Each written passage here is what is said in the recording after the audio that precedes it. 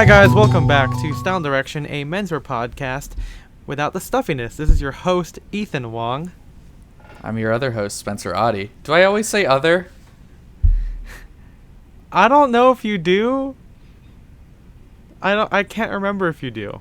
Because I think I've said that the last couple episodes, and I was thinking about it. It's like, do I always say other, or do I just say I'm your host, Spencer Audi? No, I don't think you. Why am I othering othering myself?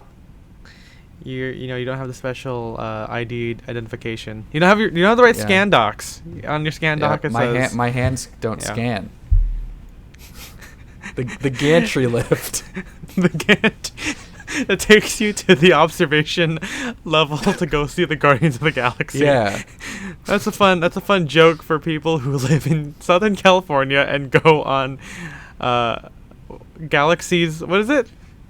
Guardians of the Galaxy Mission Breakout. Mission Breakout. Yes, sir. Yes, sir. Well, I don't have a pass. Spencer has a pass. I have a pass now. I still haven't gone on Guardians of the Galaxy Mission Breakout, though, because I normally go at night on weekdays with my friend that also has a pass.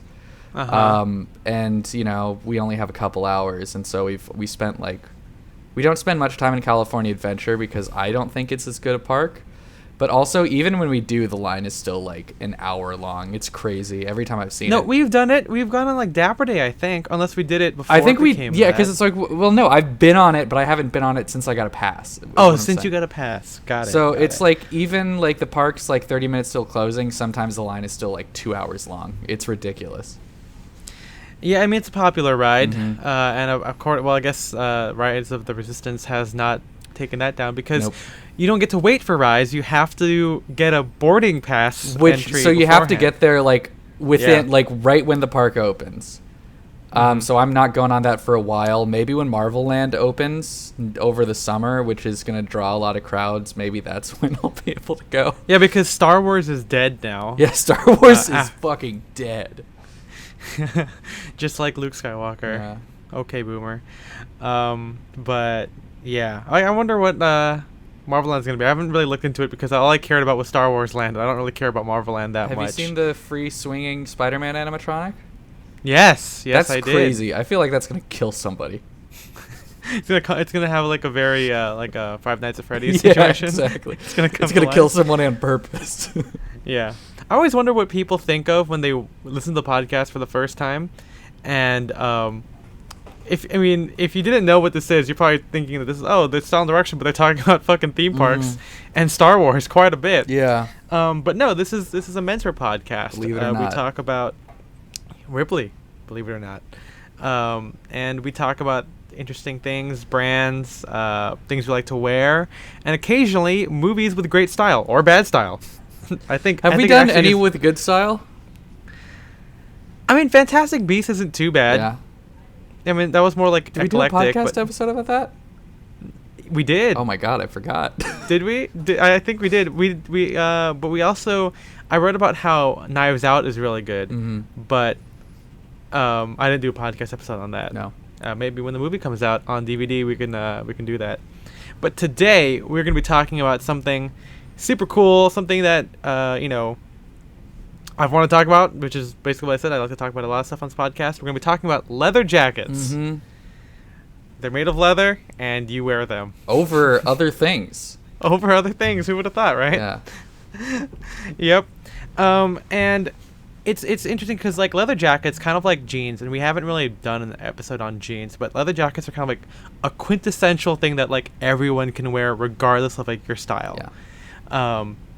There is a big blog post already written about it. You'll see the link. It's not really a show note. This is kind of like a companion pod to that long article. But yeah, in it, I basically say, like, depending on what, like, doesn't matter what style you have. You could be like a punk. You could be workwear. You could be sartorial. You could even be like a regular dude off the street who doesn't really care about like a specific style of fashion. You just care about looking good, and you could pull off a leather jacket. Mm-hmm. That's how like perfect it is. Because, I mean, it's like there's, generally when you say leather jacket, people might have one or two ideas in their head, like maybe like a a Harley Davidson, like black double rider, or maybe they'll think of like, like a bomber jacket or whatever. But there's like a huge variety of styles, a lot of which many brands are not making anymore. But yeah, it's like that's what's so nice about leather jackets. Definitely. And, I mean, it's like a leather jacket is just any jacket made of leather, so you can do whatever you want with it. Technically leather blazers. Yes, that is a leather jacket. Yeah. That is, yeah. But yeah, like you said, like I think everyone has a specific vision of what it is depending on like their context, you know, like, and certainly pop culture has done a lot to like further the idea that leather jackets are fucking cool. Mm-hmm. You know, you think of like Indiana Jones, you think of like the wild ones.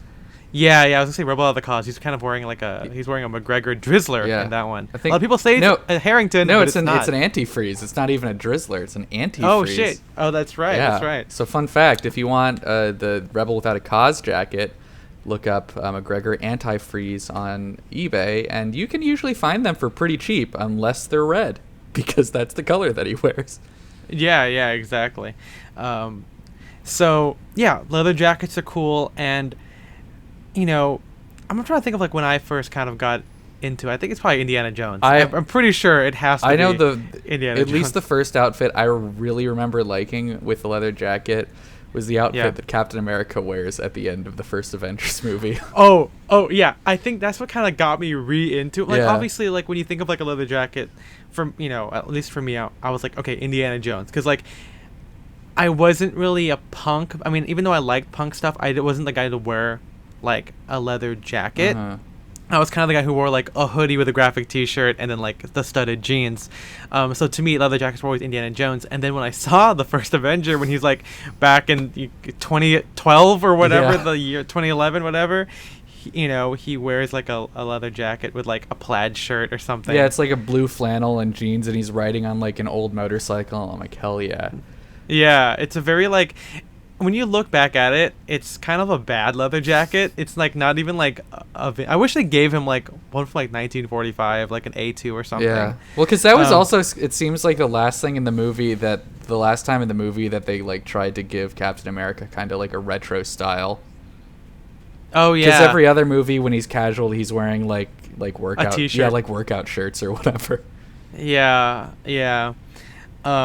But yeah, that was like one of the first like vintage or like leather jackets. I was like, damn, that's pretty cool. Mm-hmm. And I think there's even I remember getting a leather jacket from one of those like, those Korean or Chinese fashion mannequin things. Yeah, the black mannequin websites. The black mannequin style stuff like that. Yeah, and I got one. I don't know if it was from a website, but it was like definitely from a store at like a random mall that was like that, like crazy dramatic peacoat style stuff.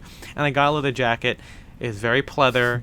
I'm not sure what exactly it was, or what the style was. Maybe like it was like it had like a standing collar. Like it was not like a bomber. It was like an M65 collar on like a bomber body. I don't know what the fuck it was, but it was one of those things. And I wore that as like a tribute to Captain America, because like, I'm wearing it, but with like a flannel button-up shirt and like jeans. Like, this is fucking cool. And I did just think of this. Jake Peralta in Brooklyn Nine-Nine wears like a black moto jacket, I think is like the name for it, and he wears it like with like a hoodie and also a flannel button up with like a knit tie or something in like his early episodes. And I thought, hey, that's pretty cool. Like you can wear it like vintage style and you can wear it modern style. Like, this is crazy. And then I don't know at what point I got into like vintage like casual wear, because I think if you're listening to the podcast or you've read the blog, you'll know that even though I wore vintage suits, it wasn't like everyday wear for me. I still wore regular clothing, but being in this community of people who wore like sports shirts and fedoras and high-waisted Hollywood slacks casually, it kind of had like an effect on my personal style. And I'm like, okay, well, clearly I need a leather jacket, because I don't want to wear a sport coat casually, and so a leather jacket is what I decided to wear, and that's what people wore back then too. When you see old pictures in like the 50s or 40s of people like casually hanging out, you'll see them wearing a leather jacket. It could be in illustrations, it could be in photographs, it could be in advertisements. And so I kind of wanted one, and one of the first ones that now one of the guys, Blake, one of the guys we hung out with before, he has it, but it was like a late 40s, maybe mid 40s G1 with the fur collar, right? With the fur collar, yeah. So if you read the blog post, there's a lot of different styles of leather jackets, and one of like a lot of them are based on military ones because military guys wore leather jackets the most. It was either military or workwear, but then workwear tended to be a little bit more in like the cotton denim like category. Or you have that one image that I really like of a guy wearing like it's like the 3-pocket French or just 3-pocket short coat, just in leather. But made of leather. Yeah, which is really cool. But because also I think like workwear leather jackets tend to be longer and have like more pockets. Like the leather jacket like that Robert De Niro wears in the early scenes of The Irishman. That's like waist length and it has like, hip pockets, like chest pockets, all those things. That's what I think of when I think like workwear leather jacket. Yeah, and it's not exactly a look that's excuse me, I just burped because I just, as you guys know, I eat lunch right before we record. But it's not something that's really accessible to some people because in my head I always think of like leather blazers or like leather trench coats, which there were cool ones. If you look at my inspiration article, which is already out, I wore a 1920s one. Super that cool. One was crazy. Made me feel like an aura. I've never seen one of those in person, I don't think. Yeah, me neither. It's always like reproductions, and I'm always like, they didn't really wear this. Yeah, it's like such a steampunk thing. But it is. There it is. But yeah, so I didn't really like workwear leather jackets, so clearly the military ones were better, and of course that's what stuff that Indiana Jones wears, like Steve McQueen in The Great Escape. You have them wearing this, and so there's a whole bunch of different variations. I mean, there's like the A1, which was worn by the Air Force in like the mid to late 20s, and then which was then replaced by the A2. And the A1 is like the one you think of like the Valstar, like the suede jackets nowadays. But back then, I mean, they were available in both, like goat skin, whatever. And then they had wasn't the A1 had buttons. It's like, wasn't it the A1 like the Cossack coat? Or did it's kind of similar, but the A1 has like a standing collar, I think. And then Cossacks have like the rounded shawl. The rounded one, yeah. But they both have like a button flap pocket with a button front, ribbing on the wrists and cuffs. Actually, I think Cossacks don't have ribbing at the waist. Yeah, well, at least the Mr. Freedom one does not. Exactly, yeah. But A1s did have that. And then with A2s, you get like the Indiana Jones one. They have like a point collar, you got epaulets, you get a zip front, and then you get the patch pockets, but they were snap button. Instead of like a exposed button ones. And then you get stuff like the G1, which is basically an A2 but with a fur collar, a little bit longer. I have my grandpa's G1, which is I don't know, I could probably look up when it's dated, but he died in like 1967, so it's got to be early 60s. I don't wear it mostly because if anything happened to that, I would like feel very bad. But it's like that shit is so cool. It has like a bunch of patches on it. The leather is still pretty supple. I'll take a picture of it. We'll include it in the article. We'll do that.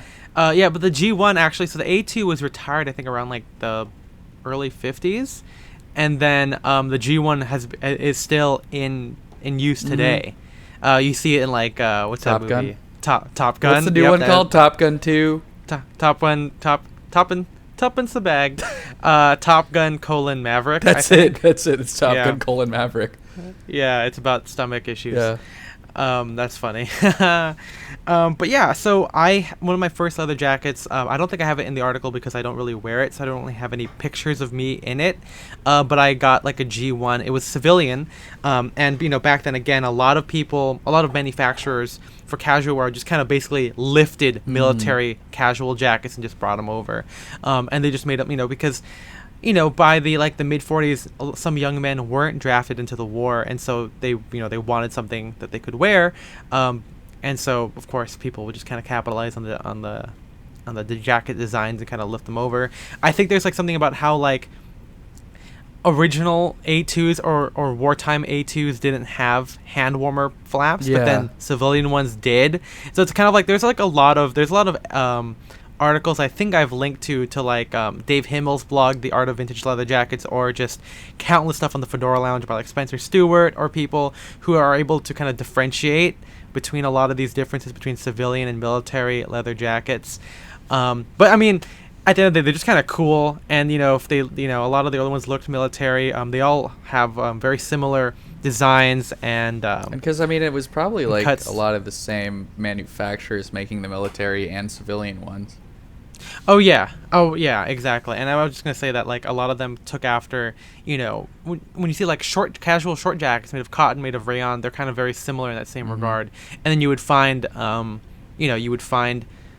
leather jackets from both the military and civilian stuff that have all those details. Sometimes they combined them, sometimes they took stuff out, and yeah, that G1 that I got, I think I got on eBay for like $90, and it was so small. I was able to zip it up. I don't know if I could wear it now, like 4 or 5 years later, but I mean, Blake is like fucking like a 36-inch chest now, and he was like a 34 when we met him, so it fits him the best right now.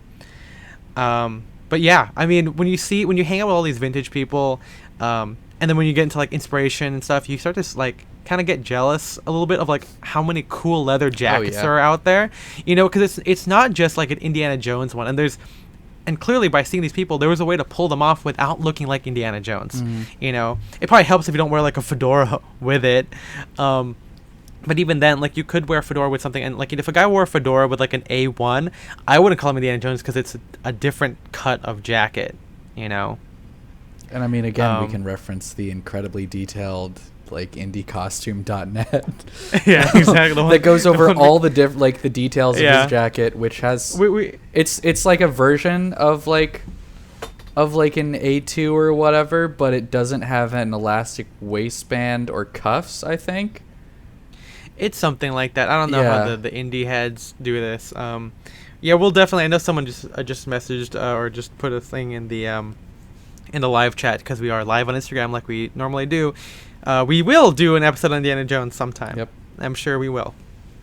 But yeah, There's also that book by Clutch, the archive of leather jackets, where they literally got like some of the best collectors around the world in Japan and America and just shot all of like the leather jackets, and it's fucking awesome. Oh yeah, because I mean, they just re-released it too, as we say with like a lot of vintage casual wear. There was so much variety that you don't really see anymore. Oh yeah, I mean, again, look at the blog post, we have it there, but like, not just A1s or A2s, but you see like two-tone stuff. Oh, the crazy, like, like collars, Melton wool leather, like combination stuff. Yeah, suede and leather together. Like, and it wasn't like, I mean, some of it's kind of weird. Like you get like yellow and blue together. You get like black and white, black and tan. That definitely was a big thing for leather jackets. It's very trendy, but it's so cool, and they're not cut in the racer way. And this, just a heads up, the article and the podcast doesn't really talk about racer jackets, because I don't really like them that much, because if you know me, I don't like Harringtons for stand-up collars, and racers don't really have a collar, so I don't like them. But yeah, those like black and white like double riders from the 50s, I love those. No, those are so cool. Or the one from Inside Llewyn Davis that like John Goodman's driver wears, which is I think black double rider with like white like shirling like collar. Oh yeah. A lot of those ones, again, like you didn't really see them back in the you don't really see them today. They were very novelty, very like they're like sportswear that people had back then. A lot of kid stuff had it a lot too, because you're a kid, you want to like have your fun, kids. Yeah, you want to be fun.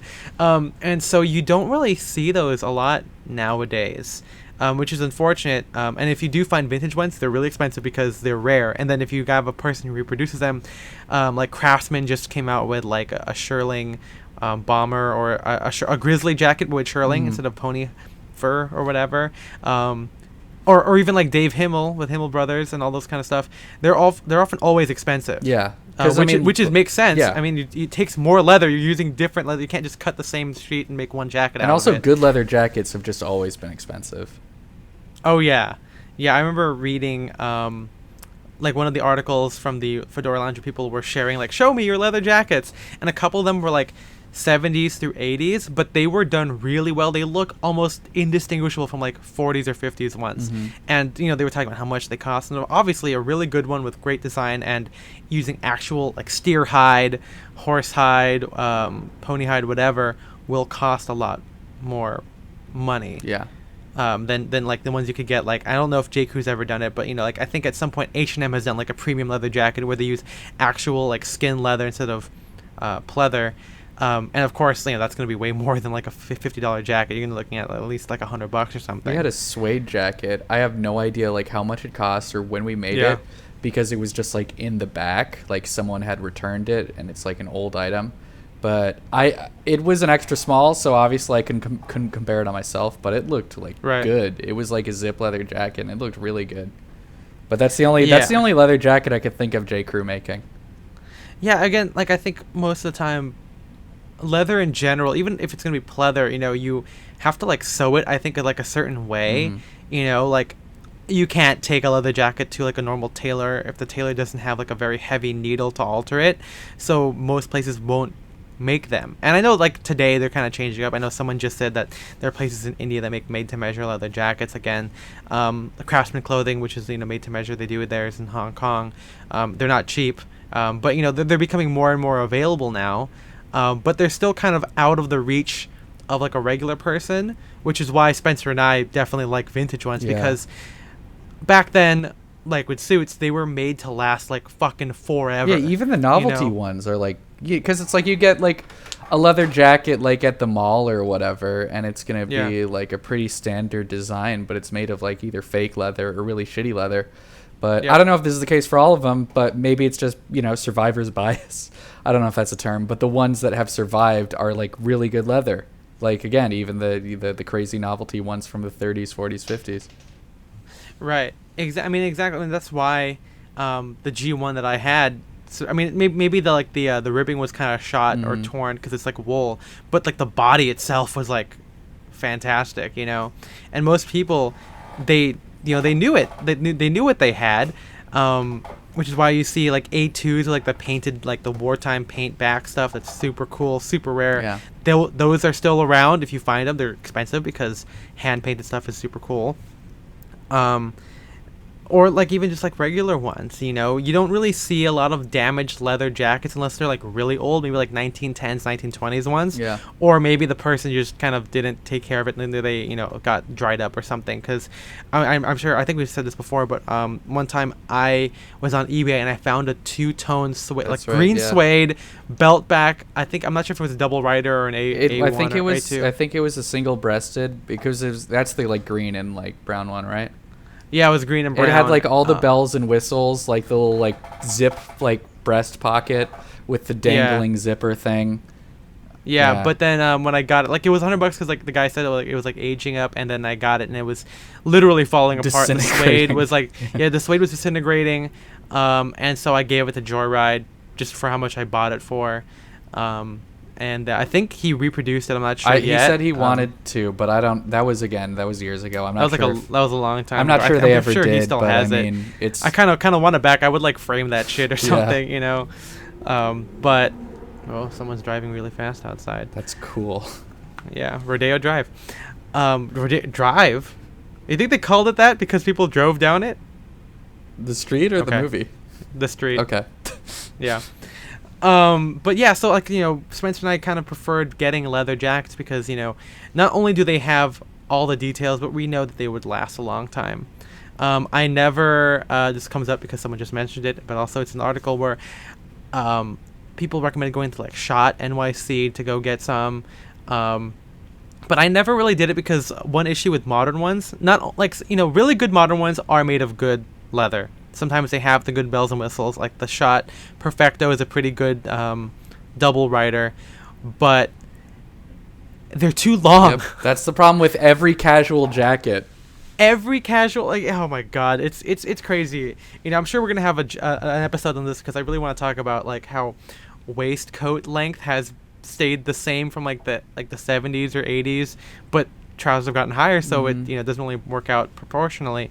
But yeah, a lot of like modern or like 70s later jackets are just too long. Yep. And it makes sense because trouser rise has gotten shorter. And even like higher end ones, like like we were saying, Shot or Double RL or whatever, they look great, but they're too long. So it's like they go past the natural waist. If you want like a high end new jacket, you basically have to go bespoke.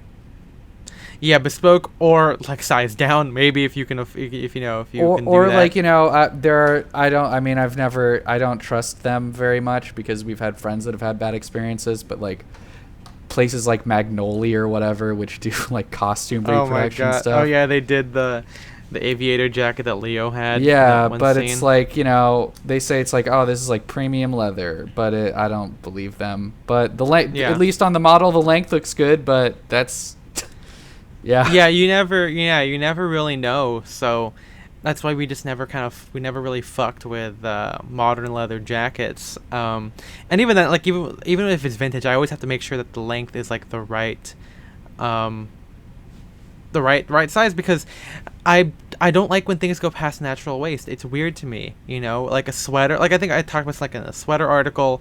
I've talked about it many times where it just looks off proportionally, and it just doesn't feel right, especially when you have like kind of like vintage in mind. When you see old pictures of guys with jackets that end at or near their waist, wearing a modern one or one that doesn't fit kind of just feels off to you. And so all the ones I own are vintage, you know. Yeah, so if we go back to that kind of narrative, I don't think I got another leather jacket until a fateful Dapper Day. Wow. Where it was like 2016, because I know that the election was that year. Awful. Yeah. But we were at the Dapper Day Expo, and for those of you who don't know, Dapper Day is it's a day you get to go to places dressed up. There's one at Disneyland twice a year, and they have an expo where there's live music, there's, vintage sellers, reproduction people. It's kind of it's lots of fun. But it was a vintage seller. I've never seen him there since. I think it was Sneaky Tiki, who is in Long Beach, who has a bunch of bucos, by the way, and we'll get into what that is in a second. But he had a couple of ones from like the 70s, that were kind of, when you look at 70s leather jackets, even though it's still like cowhide or whatever, they still feel softer than like early ones. Maybe it's because, I don't know, they feel like more crinkly. I don't know how to describe it. They feel rubbery. Yeah, rubbery. Crinkly. Yeah. Yeah. Like that's one thing I didn't like about shot ones. Shot ones never felt right to me either, compared to the vintage ones I had handled before or seen on other people. But for some reason he had like a 50s or maybe late 40s brown double rider, and this was, I think, right near around the time I was watching Captain America again or something, and the original Captain America, when he first wears, when he dons the uniform and fights Hydra, and he drops in with Stark and Peggy, he puts on like a double rider on top of his like leotard. Because that's a mix of his like stage costume and just like whatever he could get from base. Yeah, which is absolutely without question the coolest Captain America uniform. Yeah, and so I'm like, hell yeah, I want one, and I saw it. It was a double rider. It had like, it had the side pockets. It wasn't a D pocket, which we'll get into in a second. It was super cool. It fit right. It wasn't too thick. It was a very supple and very kind of light leather compared to some of the other ones I've had. And it was like $150 or $200. I don't know. It was something disgustingly cheap for what it was. Disgusting. Yeah. And I bought it, and it has remained one of my favorite leather jackets. I don't really wear it as much anymore, or as often as my other ones, because double riders can be kind of loud, obviously. We'll get into styles in a second, but yeah, it was like my first like vintage leather jacket, because I think earlier that year, or like, I sold the other jacket to Blake, so I didn't have any leather jackets anymore. And then what else? I've had like an A2 that I bought when I was in London. I bought it because it was cool. It was there. I had never seen a vintage A2 that was around my size, but I brought it back home, and it was just too long in the arms and the body that I gave it to Spencer. I sold, and that's your leather jacket. That's like you. Yeah, I think I only have 3 leather jackets. Yeah, take us through it. Well, I mean, my first one that I bought probably wasn't real leather. Again, it was when I was in high school, and I got it from like a department store, like around the holiday season. So it was like very cheap. It was like an A2 style with a fur collar, but then I soon realized the fur collar was detachable. And I wore that thing like all throughout high school. It was like my favorite jacket. It smelled really weird because it was like fake leather. Oh, man. It was like pretty long, but it's like, for the most part, leather jackets were still out of my budget. Because if you want like a decent, like one in good condition, even, we keep saying like go vintage, but they're still like expensive. Like at least $200. 200 to 500 generally is like your entry level. In person. On eBay you could get one maybe for like 150. Mm-hmm. That's again if like no one's bidding on it and you try and buy it now kind of stuff. Yeah, and then my other one I got was at this place in Old Town Orange, Country Roads Antiques, which occasionally will have. There's like one booth. It's mostly like a antique furniture store. Mall. But they have one booth that sells clothing, and every once in a while there's like something really good for really cheap. Yeah. So I got a 40s or 50s leather jacket, like zip jacket for like $70-$80. Yeah. I bought yours, and then I own two more. I own a suede. A1. Yeah, like A1, and I got that along with. I've never been photographed in it because I don't think I've ever worn it. A 1930s suede belt-back sport coat. I bought both of those for like a total of like $100 from our friend Eli. And the reason I haven't worn the sport coat, not because I don't like it, it's because it's mitching. It's mitching. It's missing a patch pocket. Oh. And so, I mean, I could still wear it and just say fuck it, but I kind of want to get the pocket replaced either with like, I don't know, like a similar suede or like just like a contrasting fabric. But I just haven't done it, so I haven't worn it, but I own it. I think that would be cool to kind of break out as your styles evolved since you bought that A1. Yeah. So, those are all your leather jackets. I'm in them. I'm looking for more, but again, Yeah, they are expensive. I mean, the vintage leather jackets are always worth it because they will last. You buy a fucking conditioner, that just in case if they're too dry or if you want to make sure that they maintain their suppleness. I think, but yeah, we recommend it. So after I got the double rider, I ended up going on eBay again, and I'm not sure if like Blake sent this to me or someone did, but I found like a 1940s, maybe early 50s leather jacket that was had 3 pockets, which is what I like. We'll get into like the styles in a second, but like it's had like a chest zip and then 2 side pockets. And this one was interesting because it was kind of Western themed. It had like the kind of yoked stitching whatever on the chest and on the pockets, and it had like a elastic belt back, and it was like $100. And I got it, and it was very dried out. It actually ripped like one of the first times I wore it, like in the arm, because it was already like a rip. And again, that's something to kind of think about when you're like buying vintage leather, especially on eBay, because you can't really judge the quality in person. But yeah, I ended up putting a patch of like some kind of cloth under it that my tailor like sewed together so the hole wouldn't get bigger. And then I bought a conditioner on eBay. I think it's like kiwi boot leather conditioner or something like that. And I just applied that all over it, and now it's like fucking soft. It's great. The hole hasn't gotten bigger. I've only done it I think twice. I think I got it once when I got the leather conditioner, and then once again like recently when it got colder and started bringing them out. But that thing's super cool, and it's fun because it's not an A2. Like a lot of people think, like when people think of like a leather jacket, single-breasted zip, they think of an A2, like Indiana Jones style. Because A1s have buttons, A2s have zips. And so it's cool to have it where you could, if you wanted to be Indiana Jones for Halloween, you could definitely do that. But it doesn't look too much like an Indiana Jones jacket. And it has enough details to kind of go for like a workwear, Western wear kind of thing. And yeah, it's been great. And that was like, I only had the 2 leather jackets for a while, like that and the double rider, and I always wanted the black one because black is fucking cool. Yeah. And like I said earlier, I did not want to get a shot perfecto. I didn't want to try vintage shot. And black leather jackets, whether single-breasted or double-breasted, well, if you're talking about the biker jackets, those are probably the most expensive leather jackets. Because everyone wants them. It's also everyone. I think that's the most versatile in terms of, not in terms of like just outfits, although it is pretty versatile. It's just in terms of like what your style is, I guess. Yeah, like I said, punks wear it. You see like the Ramones. You get that. You get fucking biker guys wearing it. You get workwear guys, vintage people, greasers, all that kind of shit. Greaser gang. It's greasing, yeah. But yeah, You're I mean, a teacher? even like fucking like streetwear or like Like Oh, yeah. SLP, it's like a staple of that. SLP, Yeah. big, yeah, and so, yeah, these jackets have gotten like, are insanely popular, always have been popular, fucking Riverdale, whatever the gang, like the Serpent Street Gang is, they all wear them, there's And a everyone whole who bunch of, watches like, Riverdale wants one.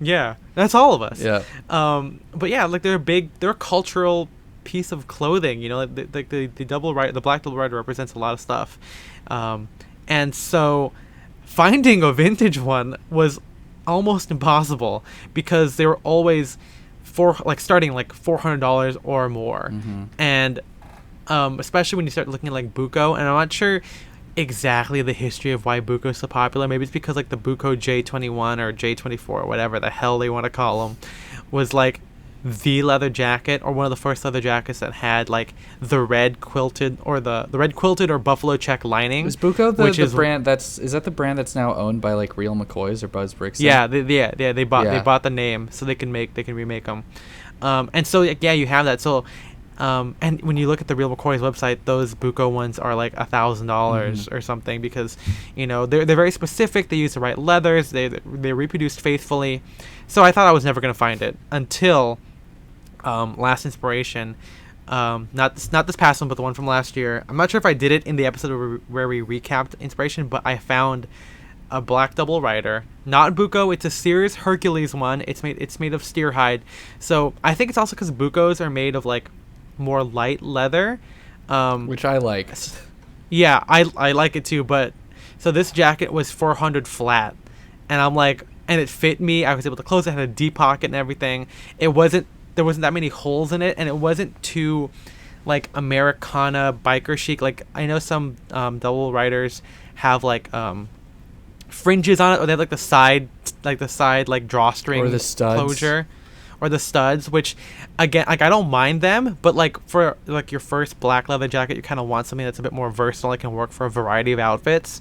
This one was perfect, and so I bought it for $400 flat, and I love it. It is great. It is kind of thick because again, steer hide along with like the kind of quilted interior is it's very warm. Let me just say, if I was like an actual like motorcyclist, I'm sure it would keep me great. And it's also waist length, so it it ends right at my where my jeans are. I don't wear it closed very often just because I'm not riding, and also all of the zippers lack the pull tabs. That's tough. So I'd have to. Yeah, I know, but it doesn't really matter because I put my hands in my pockets all the time, whatever. But it's great. And then in retrospect, I don't think I actually wear it as much because it's very thick and it's very punk. Like it's black, like it doesn't really go with like tailoring too much. And as you guys know, even though I do like it, well, because of that, it doesn't go with Ivy Casual because Ivy Casual isn't that punky. I mean, I know some Ivy people wore brown leather jackets, but leather isn't really typically a part of that whole culture, and so a black one, which kind of represents like the rebellious anti-trad kind of thing, you don't really get to mix that together. So I haven't really worn it a lot recently. I definitely wear it when I wear my black Chelsea boots, which are great. I'm sure we'll do a video.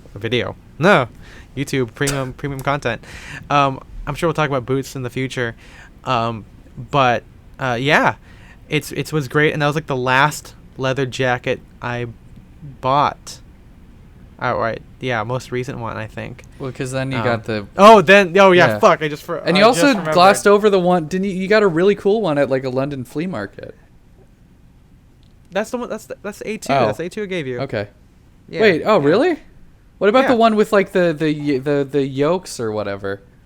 That's the one I got from. That's the one I just said. The Okay. single-breasted one from eBay. Whips. So doesn't even listen. But yeah, no, I mean, there have been other ones too that I don't really wear a lot either. Like I have a varsity jacket, which was my original black leather jacket, but so it's kind of like a grizzly in the sense that it's got two tones. Like it's got leather front. No, leather sleeves and like a little bit of a paneling in the front, but it has like red wool, Melton wool trimming, which is super cool. Yeah. But I don't really like varsity jackets as much because they kind of have this kind of late 2000s prep chic. You wear that with like jeans or chinos with like loafers. It's a little too much for me. I think it would look best when I wore it with like a turtleneck or something a bit more minimal. But then if that's the case, I might as well wear my black biker or my other brown like leather jackets that are kind of more plain, right? So I have that. I'm still gonna keep it forever. I don't really see myself selling it. It's also from the 70s, so it goes past my waist. I bought it early on, but I've still kept it because it's so cool and so unique. But it's one of those things where like some of the small details you don't really wear them because they're not exactly what you want. If I found like if someone wanted to trade that with like a novelty black and red leather jacket, I would do that, but that's not gonna happen. Probably not. Yeah, mine was like $75, and it's like dated like 1972 or something like that. I don't know. But yeah, those are all my leather jackets. And I think we should move now into like how we would wear them. There's a lot of different styles we can kind of go through. Yeah, I mean, so in the article, I kind of start off with the brown single-breasted jacket, and those encompass a lot of things. Those can be like the zip front ones. Yeah, because I think leather jackets in general are very easy to wear. They are, but I mean, even so, that there's like a couple of looks that kind of go hand in hand with them. Like again, if you read the article, I say that the brown zip front jacket is probably like the most classic. It's a little bit old school, but it's probably the more inoffensive, I would say. That's a good like first leather jacket. Yeah, like you can get it like as an A2, or again, if you're lucky enough, you can find like the zip front non A2 one, which I just call like the zip SB, which typically has 2 side pockets and 1 chest zip pocket. Those again, variety of different styles in those details, but you can wear those again if you get that one that's not an A2. It doesn't look too Indiana Jones like, but you will still be called Indiana Jones no matter it will happen, but no matter what you wear. I wore a Lee 101J and chinos, and someone said, "Were you going Indiana Jones?" I'm like, hold on, I'm not even wearing a leather jacket right now. Were you wearing a fedora? I was wearing a fedora. Okay, well, it's the fedora then. And a red button-up shirt, dude. Indiana Jones's classic look. I know. The bandana? Yep. Yeah. But yeah, so I think that's like the best one, because I mean that goes with everything. Like your chambray shirts, you can dress it up, with like a tie. I love doing that every once in a while, especially with like a sweater. And we work with chinos, jeans, boots, whatever. Converse. I don't really wear a lot of Converse as much because I like Converse for like super casual instead of like a leather jacket looks, but you can do that too. I know Spencer and Blake and so on have done that. Even Cody Wellama.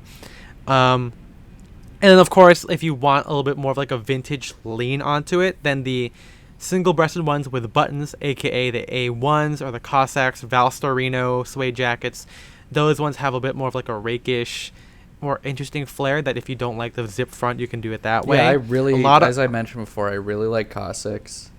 I like Cossacks more than the Valstar or the A1s because I like having an actual collar. That Albert Einstein one that LVC put out last year, 2 or 3 years ago. 2 or 3 years ago, yeah. That one was gorgeous. It came with a cologne that I wish I could buy separately, but I asked and they wouldn't let me. But yeah, I forgot that when you buy modern leather jackets, they give you cologne. Is that always the case? I know that's a thing with like in 30 Rock where Pete Hornberger tries to get everyone to call him, I think, Dragon or something. He wears like a fedora and leather jacket, and someone goes like, "Why do you smell so bad?" And he goes, "It came with a leather jacket." And so it's like when you buy a Ferrari, they give you the jacket. They give you a jacket with it, like a windbreaker. Yeah. So yeah, there's that kind of side to it. Again, I think I like Cossacks a lot. Just again, like they have like a very workwear old 1920s chic compared to like the more mid-century 40s 50s single-breasted version. Again, I don't really have a lot of recommendations for brands in general because of we prefer vintage. But again, Himmel Brothers and Tobacco Road Sport Togs by our collaboration between Eli and our friend Damien. I'm not sure of Months of Ice Cat. They don't have any in leather necessarily, but they made them. They've made them before. I don't know if they are still available. But you could if you have the money, supply them with the leather. Yeah, honestly though, I think that it was interesting because I think that one was like 700, and like some of the other ones were like, it's not bad, yeah. And I think some of the other ones were like 1,000 because I think that in some cases like vintage cloth, like Pendleton cloth, was more, and compared to like a leather, because technically you could still make leather Yeah. now, and But you no know, one's sometimes- making vintage cloth anymore. Yeah, exactly. So there's that, and then you have the black double rider, which again, punk stuff, SLP, analogous looks. I mean, even then, like you watch or you look at like Bryceland's. There's a couple of pictures of a Kenji wearing a chambray like work shirt with the black double rider with black jeans and like sneakers. It's not really like a biker look, but it's kind of just a generic cool look that you can do, you know. I really like 30s workwear looks with leather jackets. Yeah. Like you'll find a lot of photos of like, and this you will absolutely get called Indiana Jones if you wear this, because they're wearing like, you know, like chinos or work pants with like leather single-breasted zip jackets and fedoras, but hey, it looks fucking awesome. No, it's cool, and that's why again, if you go back, like if you wear like more denim on denim, like engineer boots instead of like a button-up shirt, and you wear it with like a silver belly color fedora, you get less Indiana Jones. Like if you don't wear like a straight up brown fedora with the front brim tucked down, you know, you're gonna get it. I mean, you still will be called Indiana Jones, but for you and your view of yourself, you won't look as much like Dr. Henry Jones Jr. himself. Yep. Named after the dog. Indy. Sala. Yeah, and then of course there's like the single-breasted leather jacket, the brown one. Oh, sorry, the black single-breasted one, which again is like the punkier version of the brown one, but it's not as punky as a double rider because it's a bit more plain. Those are like a little bit rarer too. I don't see those as much. Definitely not. I kind of want one just because it's cooler. It's a way to get across certain types of vibes without, you know, doing a vibe completely on its own.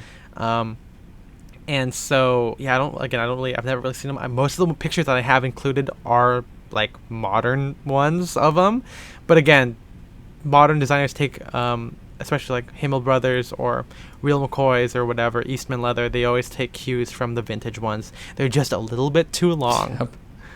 Yep. But you know, again, the style ideas are always right there. And yeah. What do you think are like some of the what do you like in terms of leather types?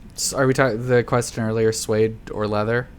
Well, we can get into that first. Okay, I was gonna say like specifically like pony leather, steer hide. I don't have many leather jackets. I've felt them, but I don't like own enough to like really have a comparison generally.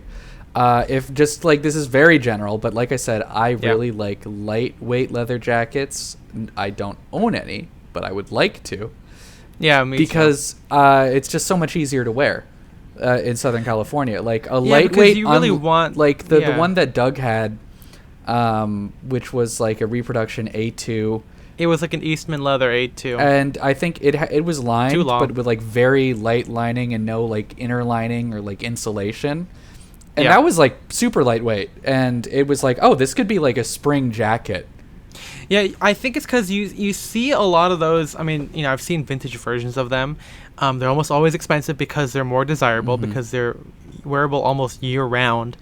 Yeah, it's like you could wear that on like a summer night and be comfortable, but it's like and all my leather jackets are like heavy enough that it's like I can only wear them when it drops below 60 degrees or like 60 or lower, which is like a week of a year in Southern California. Right. Yeah, I mean that's why like there's different types, like, you know, like I think pony hide and goat hide I think are the lighter ones, and sheepskin as well, lambskin. And then you get to more like the steer hide and horse hide, which sound as heavy as you think they are. Yeah. And those are the ones that I have. Again, heavy ones will last longer because the newer, like, you know, as an example, I don't know what my most recent leather jacket was that Spencer reminded me of a little while ago, but it's a single-breasted, you know, 3-zip, you know, side and chest pocket, belt back, 40s, made in the 40s but 30s style leather jacket. I don't know if it's like exactly what skin it is, but I remember talking to Dave Himmel, and he was like saying, oh, that's a typical like California very lightweight leather that's supposed to evoke like, you know, goat hide or lambskin. Like there's no label of what kind of skin it was, but it's very light. I could literally wear that like in the summertime at like a summer night or something. It's so comfortable. It's a little bit on the long side for me. I'm trying to get over that just because I like the jacket. You know, I'm trying to, even though I say that things have to end at my waist, I'm, you know, have a little bit of compromise because it's so cool. It only cost me $85, Great price. but the shoulders are kind of. I think the conditioner saved it a little bit, but there's definitely it's definitely kind of falling apart at the shoulder, or it's like disintegrating a little bit because of how light it is. That's another thing you see on a lot of vintage jackets, but especially leather jackets, is if they've just been like sitting on a hanger unworn for years, like you get a lot of like wear around the shoulders. Yeah, and that's why you see. I think I had a suede jacket from like the 80s, that looked like an A1 from like the 20s or whatever, but the shoulders blew out, so the previous owner had patched it with leather, which is cool, but it's one of those things you have to be aware of. And then you compare that to like heavier stuff like steer hide, horse hide, or whatever, where they're made to last. They're made for like cold states or cold work wear, and those ones you typically don't see a lot of like disintegration. You might see like a hole, but you won't see it get any bigger. You just kind of probably just punctured the jacket. And so I do, to answer the question, suede or leather, I do prefer skin leather, because suede tends to be a little more leans like kind of 70s, kind of like relaxed, loose kind of look, and they're not as versatile, whether it's style or for function. But now that I've had like 3 or 4 leather jackets, I kind of want a suede one. No, I like suede too. I used to be anti-suede, mostly because I had like a Hollywood jacket that was part suede, and the suede was just like destroyed, like falling apart, disintegrating every time I wore it.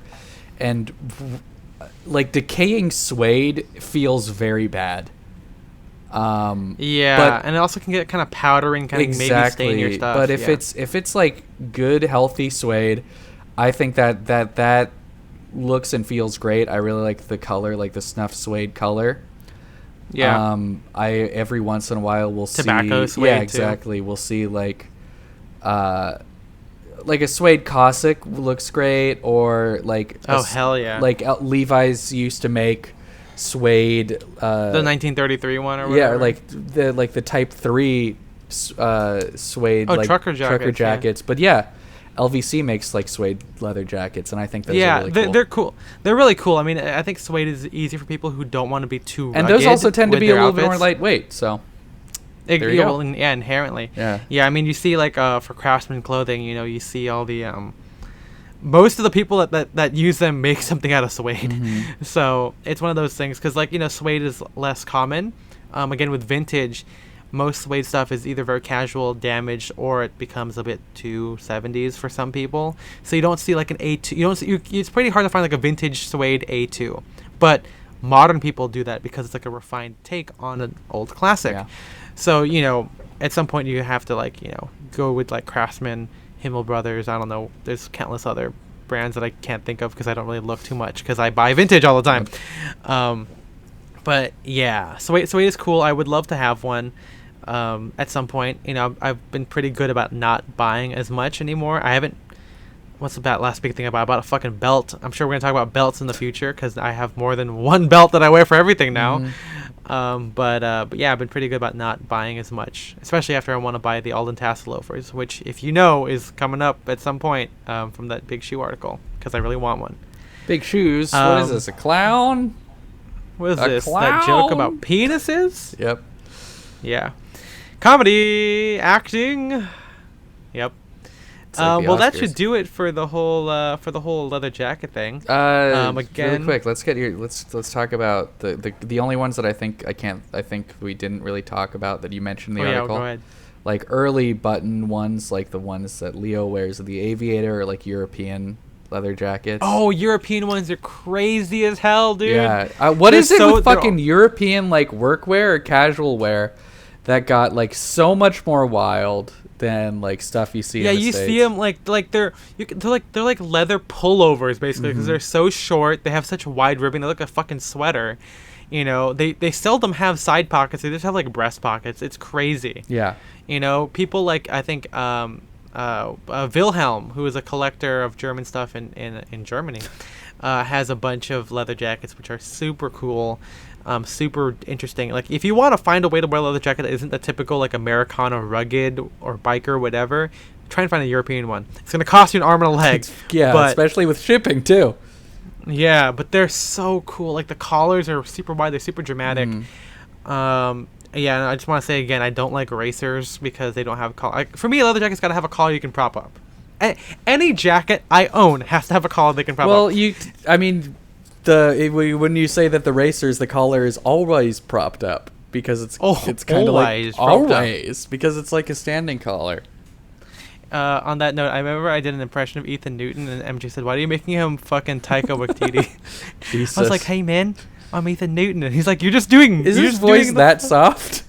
No, it's not. Oh my god. Okay. Yeah. What else did I mention that we didn't talk about? Let me just do a quick scroll. I know we talked about varsity jackets, the two-tone ones. I mean, yeah. I mean, read the show notes, read the blog post. It's all in there. It's very extensive. It's like 8,000 words. I wrote a lot about like how I think people should wear them and all the details and stuff. I think I've said my problem with most varsity jackets. Maybe not on the podcast, but there's Grizzlies. Oh, I love Grizzlies. That's another one that's like a grail, but I know it's like when the fuck am I gonna wear that? Because for those of you who don't know, Grizzly jackets, think of like an A2 or something, or sometimes even like a double rider, but like the front panels are like bear fur. Yeah, well, technically they're pony hide. Well, yeah, they're pony hide, but it's like hair on leather, like very plush, gorgeous. Great stuff. Yeah, they're so expensive. Yeah. They're so expensive. Because there's like barely any authentic ones surviving, so you're going to have to get like reproduction or bespoke. I know one is in Bryceland's, but it's just hanging because it's like so small. Yeah. That's the other problem with a lot of leather jackets is they're always tiny. Yeah, if you find like the ones that kind of survive or whatever. And even Craftsman again makes them now, but they're done in shearling fronts instead of like a hide or something, the fur. But yeah. Grizzlies are cool. I don't really need one. It's not gonna happen. Barnstormers, which you tried on one. We saw a lot of them. Oh yeah. I think are those like kind of collar. coming back because I didn't used to see them as much at like Inspiration. Or maybe people are just finding them now. I don't know if people like breaking into like old pilots warehouses. I don't know. Because Barnstormers are another one of those like longer jackets. They're longer. They're like kind of like almost a jacket length. Yeah. Like a tailored jacket they were like, length. like heavy duty like winter wear. It's like a lot of these leather jackets. Yeah. By itself it wouldn't protect you in the cold. Maybe. But yeah, Barnstormers are like this could be like your winter jacket. Yeah, they're usually double-breasted, done with buttons, has a belt maybe. But yeah, I tried one on that was super cool. $250, could have bought it, didn't do it because also there's like no way fur lined, fur collar, everything, all of it. Yeah, it's at that picture of Ed Hardy, of Tom Hardy wearing like a shearling bomber, and I don't want to talk about shearling bombers because that's way too militaria and too weird for me.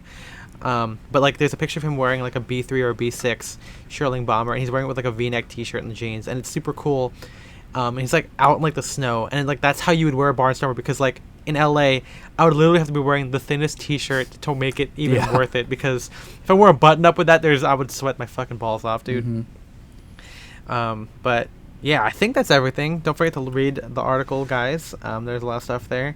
We're gonna finish off with one question. Wow. Just because Special. this episode is it doesn't really have show notes. It's just a companion to that big article. So this is the only place you're gonna get our answer for this. Yeah, this is going from McDougal. You guys remember that movie McDougal, like the weird French animated film about a magical dog? No, No, I don't remember that. Okay. Well, so McDougal, it's from James. But in your opinion, who's the best dressed Wes Anderson character and why?